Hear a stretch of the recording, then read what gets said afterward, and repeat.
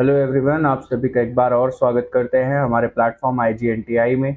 यहाँ पे हमने लास्ट क्लास में करा था शॉर्ट हैंड के बारे में। हमने थोड़ा सा पढ़ा था कि शॉर्ट हैंड होती क्या है, क्या क्या इसके यूजेस हैं और किस तरीके से ये लिखी जाती है और गवर्नमेंट सेक्टर में किस तरीके से हेल्प करती है। आई होप वो वीडियो सभी को पसंद आई होगी और आप लोगों को समझ आया होगा कि शॉर्ट हैंड की वैल्यू क्या होती है, गवर्नमेंट सेक्टर में कितना इंपॉर्टेंट रोल प्ले करती है और गवर्नमेंट एस्पिरेंट्स के लिए कैसे गोल्डन अपॉर्चुनिटी हो सकती है।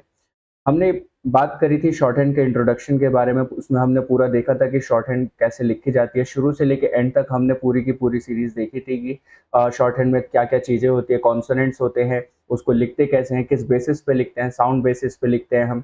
आई होप वो सब सभी को समझ आया होगा। अब नेक्स्ट टॉपिक पे आते हैं हमारे, जो कि है कॉन्सोनेंट्स। हमने उसमें इंट्रोडक्शन करा था, फिर हमने बात करी थी कि हम स्टेप बाय स्टेप चलेंगे। तो आज हमारा पहला सेशन स्टार्ट हो रहा है शॉर्ट हैंड का। आज हम सीखेंगे कॉन्सोनेंट शॉर्ट हैंड में कैसे लिखे जाते हैं, कैसे हम सिंबल्स को ड्रॉ करते हैं, कौन कौन से कॉन्सोनेंट्स होते हैं, क्या क्या चीजें उसमें होती हैं, किस तरीके से बनाए जाते हैं, सारी चीजें आज हम इसमें कवर अप करेंगे। तो स्टार्ट करते हैं फिर इस वीडियो को और देखते हैं कि शॉर्ट हैंड में हमारा जो मेन कैरेक्टर है, जिसे हम कहते हैं कॉन्सोनेंट्स, वो क्या होते हैं। देखिए, कॉन्सोनेंट्स यहाँ पे हमारे पास कितने होते हैं, आई होप सभी को याद होगा। नहीं याद तो प्लीज पुराना सेशन हमारा देख कर आइए, ताकि आपको आइडिया लग जाए कि हम यहाँ पे पढ़ क्या रहे हैं। देखिए, शॉर्ट हैंड में हमारे पास कितने कॉन्सोनेंट्स होते थे। यहाँ पे हमारे पास कॉन्सोनेंट्स होते थे 24। करेक्ट, हमारे पास यहाँ पे 24 कॉन्सोनेंट्स होते हैं। इन कॉन्सोनेंट्स को हम क्या क्या चीजें कहते हैं, याद कीजिए। हम इन कॉन्सोनेंट्स को स्ट्रोक्स भी कहते हैं, इनको हम स्ट्रोक्स भी कहते हैं, इनको हम सिंबल्स भी कहते हैं, इन्हीं को हम आउटलाइंस भी कहते हैं और इन्हीं को हम साइंस भी कहते हैं और कॉन्सोनेंट्स भी कहते हैं। कई सारी चीजें हम इन सबको कहते हैं। आई होप सभी को याद होगा। चलिए, अब स्टार्ट करते हैं हमारे कॉन्सोनेंट्स कि यहाँ पे हम किस तरीके से कॉन्सोनेंट लिखते हैं। पहले हम थोड़ा सा देख लेते हैं कि कॉन्सोनेंट किस तरीके से होते हैं। देखिए, हमारे पास यहाँ दो तरीके के कॉन्सोनेंट्स होते हैं। हमारे पास टाइप्स ऑफ कॉन्सोनेंट्स होते हैं टू। देखिए, मेजर जो कॉन्सोनेंट्स होते हैं वो दो तरीके की लाइन से बनते हैं। यहाँ पे हमारे पास कुछ स्ट्रेट लाइन कॉन्सोनेंट्स होते हैं, जिसे हम कहते हैं स्ट्रेट कॉन्सोनेंट्स, या फिर straight downward consonants, upward consonants. Upward, downward या हॉरिजॉन्टल सभी डायरेक्शंस इसमें हमारे पास चलती है। ठीक है, फिर हमारे पास इसी में एक तरीके के कॉन्सोनेंट्स होते हैं जिसे हम कहते हैं कर्व कॉन्सोनेंट्स। इसमें भी डाउनवर्ड और अपवर्ड रहते हैं। तो ये दो तरीके के कॉन्सोनेंट्स होते हैं हमारे पास, जिसे हम कहते हैं स्ट्रेट कॉन्सोनेंट्स और कर्व कॉन्सोनेंट्स। अब देखते हैं कि किस तरीके से कॉन्सोनेंट्स लिखे जाते हैं। देखिए, अगर हम एक एंगल से समझने की कोशिश करें तो ये एक स्ट्रेट लाइन है हमारे पास। ठीक है, रुके, हमारे पास ये एक स्ट्रेट लाइन है। अगर हम इस पे एक स्ट्रेट लाइन खींचे ऐसे 90 डिग्री एंगल पे, तो याद कीजिए ये वाला कॉन्सोनेंट हमने करा था लास्ट क्लास में, ये क्या था, ये था हमारा टी या फिर डी। अगर डार्क कर देते हैं तो डी होता है और लाइट रहता है तो फिर टी होता है। और अगर इस एंगल पे हम एक लाइन खींचते थे तो ये क्या कहलाई जाती थी, इसे हम कहते थे पी या फिर बी। लाइट होता था तो पी, अगर डार्क कर दिया तो ये होता है बी। और इसी के अपोजिट ऐसे एक लाइन खींचे तो ये क्या होगा हमारा, ये होगा च और ज। च यानी कि सी एच, सी एच हमेशा च का साउंड देता है, तो दैट इज वाई ये च होता है। अब इसी में अगर हम एक लाइन इस तरह से देखें तो ये जो लाइन है हमारी, ये होती है आर। ठीक है, इसको हम कहते हैं आर। अभी मैं ये सिर्फ समझा रहा हूं, अभी आगे बना के भी देखेंगे किस तरीके से शॉर्ट हैंड को लिखी जाएगी, कॉन्सोनेंट्स को लिखेंगे। अब ये जो हमारी 180 डिग्री पे लाइन है ऐसे, ये होती है हमारी के और गे।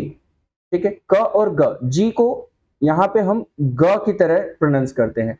एज फॉर एग्जाम्पल, जैसे कि गिव, गिवन, रैग, बैग, इन सब वर्ड्स में जी की स्पेलिंग आ रही है, बट हम प्रोनाउंस क्या कर रहे हैं, ग, ग से गमला वाला। तो यहाँ पे ये हमें जो साउंड दे रहा है वो है ग। तो इसलिए यहाँ पे हम इसको हमेशा कंसिडर करेंगे एज ग कॉन्सोनेंट। क्लियर है यहाँ तक सभी को। चलिए आगे बढ़ते हैं। इसी के आगे अगर हम देखें तो अब हम बात करते हैं कुछ कर्व कॉन्सोनेंट्स की। ये थे स्ट्रेट कॉन्सोनेंट जो स्ट्रेट लाइन से बन रहे हैं। अब बात करते हैं कर्व कॉन्सोनेंट्स की। देखिए, कर्व के लिए एक छोटा सा सर्कल लेते हैं, एक सर्कल बनाया, इसको अगर हम कट करें ऐसे क्वार्टरली, इस तरीके से, अगर इसे 4 पिज्जा की स्लाइसेस की तरह कट कर दे, तो देखिए ये वाला जो पोर्शन है हमारा, क्वार्टर ऑफ अ सर्कल, ये जो पोर्शन है हमारा, दिख रहा होगा सभी को, ये होता है हमारा एफ या फिर वी। क्लियर है। फिर ये वाला जो पोर्शन बनेगा हमारा, ये होता है हमारा श और झ। देखिए श क्या होता है, जैसे CH मिलके च बनता था, ऐसे SH मिलके हमेशा श बनता है, जैसे कि शेल हो गया, शिप हो गया, कैश हो गया, रश हो गया। तो इन सभी वर्ड्स में SH आ रहा है, लेकिन साउंड किसका प्रोनाउंस कर रहे हैं, एक साउंड को प्रोनाउंस कर रहे हैं, और वो एक साउंड क्या है, वो है श। तो इसलिए ये हमारे लिए एक कॉन्सोनेंट माना जाएगा, और किस साउंड को रिप्रेजेंट करेगा, श को। ऐसी ZH जो है, ZH जब हम किसी वर्ड में, ये एज यूजुअल कॉन्सोनेंट नहीं है, ये ZH हमेशा इसी स्पेलिंग के साथ नहीं आएगा, ये किसी भी तरीके से आ सकता है। जैसे कि एक वर्ड है हमारे पास यूजुअल, अब यहाँ पे देखिए थोड़ा सा हम इसे हेवीनेस के साथ प्रोनाउंस कर रहे हैं, लिखा तो हमने ऐसे है लेकिन प्रोनाउंस क्या कर रहे हैं, यूजुअल, यूजुअल। तो ये हमें झ साउंड देता है, झ। तो ये हमारा जो साउंड है इसे हम कहते हैं झ। जैसे कि मेजर हो गया, ट्रेजर हो गया, प्लेजर हो गया। अब इन्हीं सभी वर्ड्स में क्या साउंड आ रहा है, झ का, तो हम इस साउंड को झ के लिए रिप्रेजेंट करते हैं। क्लियर है। फिर ये वाला जो पोर्शन है हमारा, ये होता है सिंपल एल, इसको हम ल का साउंड कहते हैं। और ये वाला जो पोर्शन है हमारा, इसको हम कहते हैं आर। आर हमारा दो तरीके से बनता है, ये जो हमें र का साउंड देता है ये दो तरीके से बनता है, एक जो हमने पीछे देखा स्ट्रेट, और एक ये जो बनता है कर्व। यहां तक सभी को क्लियर होगा। फिर एक सर्कल और लेते हैं और इसको कट करेंगे हम ऐसे क्रॉसली। देखिए ध्यान से देखिएगा, ये वाला जो पोर्शन है, क्या ये सेमी सर्कल है, नहीं, ये सेमी सर्कल तो नहीं है, क्योंकि सेमी सर्कल होता तो ये इतने पोर्शन में कटता, हाफ पोर्शन में, राइट। तो ये सेमी सर्कल नहीं है, बट ये एक ऐसा ब्रैकेट टाइप है, जैसे हमारे फोन्स में ब्रैकेट होते हैं कीबोर्ड्स में, ये ब्रैकेट की शेप का है। इसके दोनों एजेस जो है वो एक स्ट्रेट लाइन को टच करेंगे, लेकिन ये सेमी सर्कल नहीं है। ये हमारा जो बनता है इस तरीके से बनता है, जैसे हमारे ब्रैकेट्स होते हैं लाइक दिस, सेम उसी शेप में। तो ये वाला जो पोर्शन है हमारा, ये है हमारा इथ एंड दी। देखिए इथ क्या होता है, इथ होता है थ का साउंड, जैसे अर्थ, बर्थ, या फिर थिंक, रात। तो मैथ हो गया, तो इन सभी वर्ड्स में, जैसे कि मैथ हो गया, यहाँ पे हमें थ का साउंड प्रोनाउंस कर रहे हैं ना, अर्थ में हम थ का साउंड प्रोनाउंस कर रहे हैं, तो ये हमें थ का साउंड देता है। क्लियर है। फिर ये जो th लिखा है ये होता है द से दवात वाला, जैसे देम हो गया, गैदर हो गया, रादर हो गया, ब्रदर हो गया, तो इसे हम द साउंड के लिए यूज करते हैं। ये सेम लाइन हमें दोनों का साउंड देगी, थ का भी और द का भी। अब कैसे पहचानेंगे, लाइट और डार्क से पहचानेंगे। क्लियर है। फिर ये वाला जो पोर्शन है क्लोज ब्रैकेट साइड वाला, ये होता है हमारा एस और जी। देखिए एस क्या होता है, एस नॉर्मल स का साउंड होता है, जैसे कि सम, केस, स्लीप, सोल, सन। तो यहाँ पे हम सिंपल स प्रोनाउंस करते हैं। और ये जो जेड है इसे हम प्रोनाउंस करते हैं ज, जैसे जोया, जिनिथ, जील, डजन। यहाँ पे हम स्लाइट ज प्रोनाउंस कर रहे हैं, तो ये जी का साउंड देता है, जैसे जी टीवी वाला। क्लियर है। देखिए ये जो ऊपर का पोर्शन है ये होता है हमारा एम, सिंपल म का साउंड। और ये वाला जो पोर्शन है नीचे का, ये होता है हमारा, यहां लिख देते हैं एन और एनजी। एनजी होता है अंग का साउंड, जैसे किसी वर्ड के लास्ट में आईएनजी लगाते हैं, जैसे बेकिंग, थिंकिंग, मेकिंग, सिंकिंग। तो यहाँ पे हमें इंग का साउंड जो मिलता है हम उसके लिए रिप्रेजेंट करते हैं, बेसिकली अंग का साउंड। एन हमारा बनता है सिंपल, सेम ऐसे ही एन और एनजी बनेगा, एन लाइट हो जाएगा, इंक डार्क हो जाएगा। एन के लिए भी हम सेम शेप यूज करेंगे, बस इसको लाइट कर देंगे। यहां तक सभी को क्लियर है।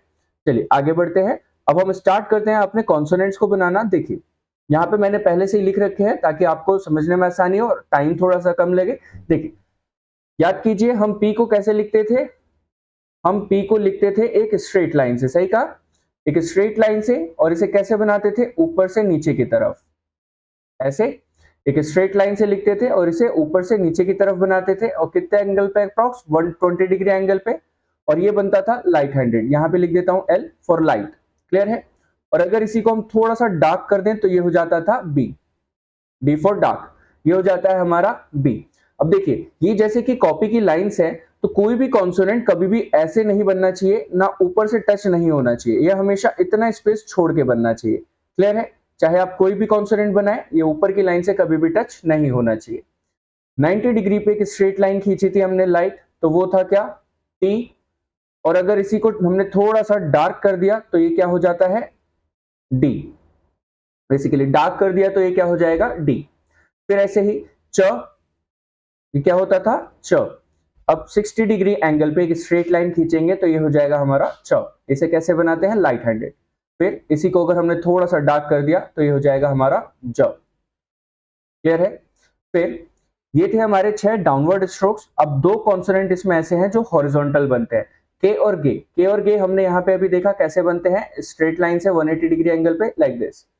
तो के को जब हम बनाएंगे तो ये बनेगा कुछ इस तरीके से हॉरिजॉन्टल। इसे थोड़ा सा ऊपर बना देता हूं ताकि आपको दिखने में आसानी हो, क्योंकि कॉपी की लाइंस क्या होती है वो हॉरिजॉन्टल होती हैं और हॉरिजॉन्टल कॉन्सोनेंट वो थोड़ा सा मिक्सअप हो जाता है। तो ये हो जाता है हमारा क कुछ इस तरीके से, जैसे कि ये हो गया हमारा क यहाँ पे। ठीक है, ये भी बनता है हमारा लाइट, और इसी को अगर हम थोड़ा सा डार्क कर दें तो ये हो जाएगा ग। क्लियर है यहाँ पे। फिर आता है हमारे कर्व कॉन्सोनेंट्स, ग होता है हमारा डार्क। अब ये है हमारे कर्व कॉन्सोनेंट्स, ये थे सारे स्ट्रेट 8 कॉन्सोनेंट। अब आते हैं हमारे कर्व कॉन्सोनेंट्स पे। देखिए एफ जो है वो बनता है curve, quarter of a circle इस तरीके से, ये हो जाता है हमारा एफ। ये भी बनता है लाइट, और अगर हम इसी को थोड़ा सा डार्क कर दें तो ये हो जाता है हमारा वी, वी फॉर वैन वाला। फिर याद कीजिए इथ के लिए हमने पढ़ा, इथ क्या होता है थ का साउंड, इसी को बनाते हैं हम ब्रैकेट की तरह लाइक दिस। ये हो जाता है हमारा इथ यानी कि थ, ये हो जाता है हमारा था। इसको बनाते हैं लाइट, ये ओपन ब्रैकेट की तरह बनेगा, और अगर इसी को थोड़ा सा डार्क कर दिया तो ये हो जाता है द। क्लियर है सभी को। फिर थ को ही अपोजिट कर दिया, थ को ही उल्टा कर दिया तो ये क्या हो जाएगा स, यानी कि S like this close bracket side, ये हो जाएगा हमारा स। इसको बनाएंगे लाइट हैंडेड, और अगर हमने इसी को थोड़ा सा डार्क कर दिया तो ये क्या हो जाएगा ज, जेड, जी का साउंड। इसी को हम डार्क कर देंगे स को, तो ये हो जाता है जी। अब आता है एस एच, एस एच क्या था ये था श का साउंड। इसको बनाएंगे एफ का अपोजिट, एफ को उल्टा कर दिया इस तरीके से मिरर कर देंगे तो ये हो जाएगा श। इसको बनाएंगे हम लाइट हैंडेड, और अगर इसी को थोड़ा सा डार्क कर दिया तो ये क्या हो जाएगा ज। क्लियर है। फिर आगे आते हैं, आगे है हमारा एम। देखिए एम को हम कैसे बनाएंगे, एम एन एन जी, ये तीनों कॉन्सोनेंट हमारे हॉरिजॉन्टल है। देखिए हमारे पास 5 हॉरिजॉन्टल कॉन्सोनेंट्स होते हैं, 2 पढ़ चुके के और गे। फिर अब ये 3 है एम एन और इंग, इंग का साउंड। अब देखिए एम को कैसे बनाते हैं, एम बनता है सिंपल ऐसे लेटा हुआ ब्रैकेट की तरह। ठीक है, ना इससे ज्यादा उठा होना चाहिए ना इससे ज्यादा नीचे होना चाहिए। क्लियर है। फिर एन, एन को इसी को उल्टा कर दिया तो ये एन हो जाता है, और अगर इसी को डार्क कर दिया तो ये क्या हो जाएगा इंग हो जाएगा। इसको लाइट बनाएंगे, इसको भी लाइट बनाएंगे, और एनजी क्या बनेगा डार्क। क्लियर है सभी को। फिर आता है हमारा एल। अब ये जो कॉन्सोनेंट्स हैं ये सारे हमारे बनते हैं किस तरीके से, अपवर्ड कॉन्सोनेंट्स, और इसी में हमारे पास आर और एच भी है। देखिए एल जो है हमारा वो बनता है नीचे से ऊपर की तरफ लाइक दिस, ये हो जाता है हमारा एल नीचे से ऊपर की तरफ, ये भी बनता है लाइट हैंडेड। फिर आता है डब्लू। डब्लू का साउंड क्या होता है, डब्लू का साउंड होता है व। जैसे कि हम किसी भी वर्ड में अगर डब्लू को यूज करते हैं, देखिए डब्लू उसका नाम होता है सिर्फ, बट जो साउंड देता है वो होता है व। जैसे विंडो हो गया, वैक्स हो गया, वर्क हो गया, या फिर विल हो गया, किसी भी वर्ड में आप यूज कीजिए इसका साउंड हमेशा व आता है। इसको हम बनाएंगे नीचे से ऊपर बट एक हुक के साथ, ऐसे छोटा सा हुक लग जाएगा तो ये हो जाता है हमारा व। एक और बार व आ गया, सॉरी इसको भी बना देते हैं, चलो ये हो जाएगा एक और व। देखिए थोड़ा सा नाइकी की साइन की तरह, नॉट एग्जैक्ट बट सिमिलर थोड़ा सा। फिर आता है वाई। वाई का क्या साउंड होता है, वाई का साउंड होता है य। इसी हुक को नीचे कर देंगे तो ये हो जाएगा य, कुछ इस तरीके से, बहुत ही छोटा सा हुक। अब ये जो हुक का पोर्शन है कभी भी टच नहीं होना चाहिए वरना ये सर्कल बन जाएगा, हमें सर्कल नहीं बनाना हुक बनाना है। क्लियर है। अब एक आर होता है हमारा नीचे से ऊपर बनता है ऐसे, ये होता है स्ट्रेट। अब ये चा और जा की तरह लग रहा है क्या, नहीं। देखो चे और जे जब बनाते हैं तो उनका एंगल 60 डिग्री रहता है, लेकिन जब आर को नीचे से ऊपर बना रहे हैं तो ऑटोमेटिकली उसका एंगल और ज्यादा नीचे की तरफ टिल्ट हो जाता है। तो जब हम नीचे से ऊपर बनाएंगे तो आराम से एंगल से हम डिफाइन कर सकते हैं। चे और जे का एंगल इतना डिक्लाइन नहीं रहता, बट आर का काफी ज्यादा डिक्लाइन रहता है। तो ये हो जाता है हमारा एक अपवर्ड आर। फिर आता है एक डाउनवर्ड आर, ये बनता है इस तरीके से कर्व ऊपर से नीचे की तरफ, ये भी लाइट है। ये सारे ही हमारे यहाँ पे जितने भी हैं ये लाइट हैं। क्लियर है सभी को। फिर आता है हमारा एच। एच हमारा ये जो कॉन्सोनेंट है एच, इसका सिर्फ नाम है, इसका जो साउंड होता है वो क्या होता है, ह। जैसे कि ही हो गया, ह्यू हो गया, या फिर किसी भी वर्ड में आप लगाइए, हैमॉक्स हो गया, हैजॉक्स हो गया, किसी भी वर्ड में यूज कीजिए, इसका साउंड हमेशा ह आता है। इसको बनाते एक छोटे से सर्कल के साथ, ये भी दो तरीके से बनेगा, एक अपवर्ड ऐसे और एक डाउनवर्ड।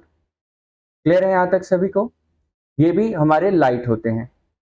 क्लियर है। तो ये हमारे 24 के 24 कॉन्सोनेंट है, जिसमें से 2 की ऑल्टरनेटिव फॉर्म होती है। अगर ऑल्टरनेट फॉर्म को भी काउंट करें तो हमारे पास टोटल 26 कॉन्सोनेंट्स हैं, बट वो ऑल्टरनेट फॉर्म्स हैं। एक ही कॉन्सोनेंट को दो तरीके से बनाया जा सकता है, तो इसलिए उनको दो अलग अलग कंसिडर नहीं करते। तो टोटल हमारे पास कितने कॉन्सोनेंट्स रहेंगे, हमेशा 24 ही रहेंगे, जिसमें से दो कॉन्सोनेंट दो दो तरीके से बनते हैं, इस वजह से ये 26 दिख रहे हैं यहाँ पे। अदरवाइज हमारे पास कॉन्सोनेंट हमेशा 24 ही रहेंगे, इसके अलावा कोई भी कॉन्सोनेंट नहीं होते। अब मैं आपको बताता हूं कि इनकी प्रैक्टिस कैसे करनी है ताकि आपको ये अच्छे से याद हो। देखिए, नॉर्मल जो आपकी कॉपी की लाइंस होती हैं वो इसी तरीके से होती हैं। आपको क्या करना है, जैसे हम राइटिंग करते थे सेम वैसे ही करना है किसी भी चीज की। यहाँ पे हमने अपना अल्फाबेट लिखा इंग्लिश में, जैसे पी लिखा। आपको क्या करना है, इसके सामने मिनिमम 7 से 8 लाइंस में एक कॉन्सोनेंट को ड्रॉ करना है, ताकि आपके अच्छे से फिनिशिंग आए और आप इसको अच्छे से याद कर सको, ताकि आपसे कभी भी पूछा जाए इस कॉन्सोनेंट को लिखो तो आपको सोचना ना पड़े, आप तुरंत उसको लिख सको। और शॉर्ट हैंड एक राइटिंग लैंग्वेज होती है, तो जब तक हम इसमें राइटिंग नहीं करेंगे तब तक ये हमें याद नहीं होगी, तब तक हम इसमें परफॉर्म नहीं कर सकते। तो इसमें हमें लिखना ही पड़ेगा, चाहे कुछ भी हो जाए, हम इसको रट नहीं सकते। तो आपको बेसिकली पेन और पेंसिल को उठाना है, अपनी नोटबुक उठानी है और लिखना चालू कीजिए और अच्छे से पढ़ाई कीजिए। तो पहला जैसे हमारा पी है, ऐसे ही हम सारे कॉन्सोनेंट लिखेंगे। पहली लाइन में लिखा, फिर उसके बाद 6-7 लाइन छोड़ी, फिर उसके बाद दूसरा कॉन्सोनेंट लिखा। सपोज यहाँ पे लिख देता हूँ, आपको ज्यादा छोड़नी है, ठीक है। अब जैसे पी है, आप क्या करेंगे, इसके सामने ऐसे सिंपल ड्रॉ करेंगे, ये बन गया हमारा पी। क्लियर है। अब थोड़ा सा स्पेस दिया, बस इतना सा, एक बार और ड्रॉ किया, ये हो गया पी। फिर से अगेन ऐसे कॉन्टिन्यूसली आपको लिखते जाना है, ये हो जाएगा पी। देखिए, लाइंस आपकी अपने आप स्ट्रेट होती जाएंगी।